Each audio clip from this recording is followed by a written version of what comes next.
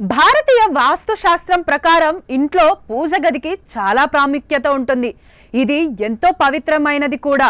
పూజా మందిరం ఎప్పుడూ పరిశుభ్రతగా ఉండాలి.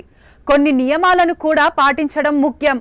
ఈ గదిలో దేవుళ్ళు, దేవతల విగ్రహాలను పెట్టే విషయంలో వాస్తు శాస్త్రంలో కొన్ని నియమ నిబంధనలు ఉంటాయి. వీటిని పాటించడం వల్ల ఇంట్లోకి పాజిటివ్ ఎనర్జీ వస్తుంది. వాస్తు శాస్త్రం ప్రకారం పూజ గదిలో శ్రీకృష్ణుడు, రాధారాణి విగ్రహాలను కలిపి ఉంచడం శుభప్రదం. అయితే మరికొన్ని దేవుళ్ళ విగ్రహాలను కలిపి ఉంచడం వల్ల అశుభానికి దారితీస్తుందని వాస్తు శాస్త్ర నిపుణులు హెచ్చరిస్తున్నారు. వీరి ప్రకారం విష్ణువు, శివలింగాన్ని కలిపి పూజ గదిలో ఎప్పుడూ ఉంచకూడదట. ఎందుకంటే రెండిటిని పూజించే పద్ధతి వేర్వేరు కాబట్టి. విష్ణువు, శివలింగాన్ని కలిపి ఉంచడం వల్ల మంచి కంటే ఎక్కువ చెడు జరుగుతుందని చెబుతారు. అలాగే పూజ గదిలో బ్రహ్మ, విష్ణు, మహేశ్వరుల విగ్రహాలను కూడా కలిపి ఉంచొద్దు. త్రిమూర్తులు ముగ్గురు ఉన్న ఫోటోని కూడా పెట్టుకోవద్దని సూచిస్తున్నారు.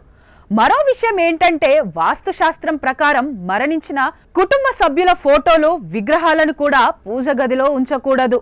అలాగే కాళికాదేవి, శనీశ్వరుడు, రాహువు, కేతువుల ఫోటోలు కూడా పూజ గదిలో ఉంచొద్దని చెబుతున్నారు. ఎందుకంటే ఈ దేవతలందరూ ఉగ్ర స్వభావాన్ని కలిగి ఉంటారు. వీరి పూజకు ప్రత్యేక తాంత్రిక ఆచారాలను ఫాలో అవుతారు. అలాగే ఉగ్ర రూపంలో ఉన్న అమ్మవారి విగ్రహాన్ని కూడా పూజ గదిలో పెట్టుకోకూడదు.